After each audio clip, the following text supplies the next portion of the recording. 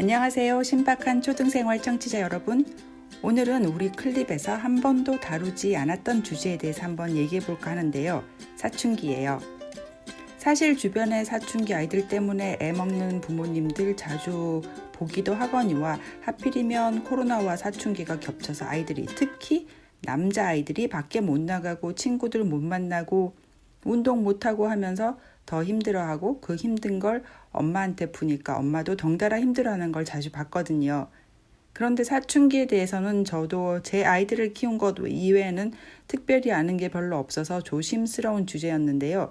마침 이창훈 선생님께서 이번 학년에 6학년을 맡으신다고 하여서 이창훈 선생님께도 사춘기 주제가 남의 일이 아니게 되어 겸사겸사 이 주제를 다뤄보기로 했습니다. 선생님, 사춘기 어디서부터 이야기를 시작해야 할까요? 일단 사춘기가 뭘까라는 생각을 해봤어요. 청소년기의 방황? 급격한 변화? 질풍노도의 시기? 아이들을 몇 년째 보면서 수많은 아이들의 각양각색의 사춘기 케이스를 본 저의 결론은 그냥 간단히 어른이 되어가는 과정이란 것이었어요.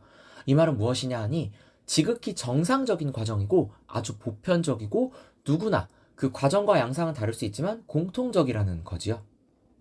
주변에서 보니 남자아이들 사춘기를 엄마들이 더 힘들어하는 것 같긴 하더라고요. 그리고 어떤 아이들은 집에서 엄마한테는 정말 너무 심한 사춘기 반항을 하는데 또 나가서는 친구들 간에 선생님들한테는 전혀 표 안 나게 이미지 관리가 되는 아이들도 있더라고요. 그러다 보니 엄마들은 혼자 답답한 거죠. 답답해서 주변에 얘기를 해도 아니 애 착하고 괜찮던데 왜 그러시냐는 핀잔을 가끔 받기도 하고요. 선생님은 어떠세요? 많은 아이들을 접하고 계시니 사춘기에 대한 케이스도 많을 것 같은데요. 어떤 케이스가 기억에 남으세요? 제 기억에 여학생들은 11세에서 12세, 남학생들은 조금 더 늦어서 12세에서 13세경에 이 시기가 많이들 찾아오는 것 같아요. 사실 눈빛이 무섭게 변한다던가 말투가 좀 퉁명스럽고 틱틱거린다던가 이런 케이스는 굉장히 흔하죠. 아이가 지금 나 사춘기야, 나 건들지 마, 나 지금 어른이 되고 있단 말이야. 이렇게 온몸으로 사인을 주고 있는 거잖아요. 그럼 집에서도 그냥 아이가 갑자기 변했다고 전쟁을 벌일 필요가 없어요.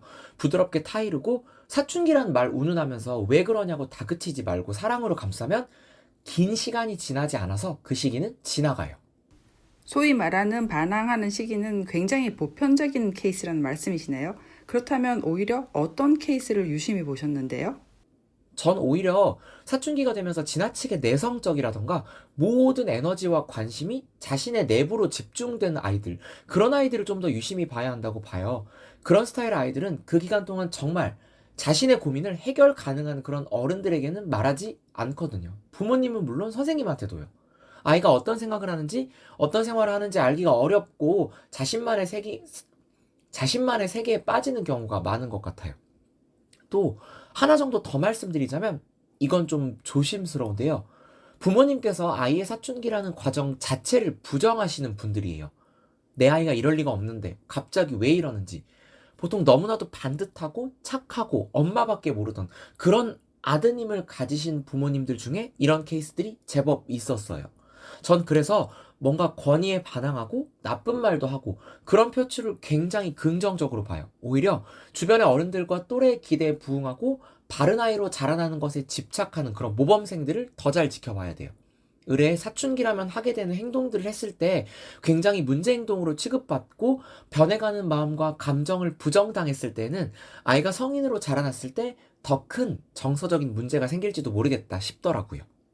이창호 선생님께서 학교에서 직접 여러 케이스를 보셨기 때문에 하실 수 있는 흥미로운 이야기였네요. 반항하고 눈빛이 달라지는 아이들보다 오히려 표현이 내부로 들어가고 부모님이 사춘기라는 보편적인 과정을 부정하고 있지 않는지는 점검해 볼 필요가 있겠네요. 저도 이런 경우들을 가끔 봤습니다만 부정하기보다는 받아들이고 대처해야 하는 것이 중요하겠습니다. 그럼 다음 시간에는 이 이야기에 이어서 이러한 시기에 있는 아이들을 어떻게 대처하면 좋을지에 대한 이야기를 나눠보도록 하겠습니다. 지금까지 신박한 초등생활이었습니다.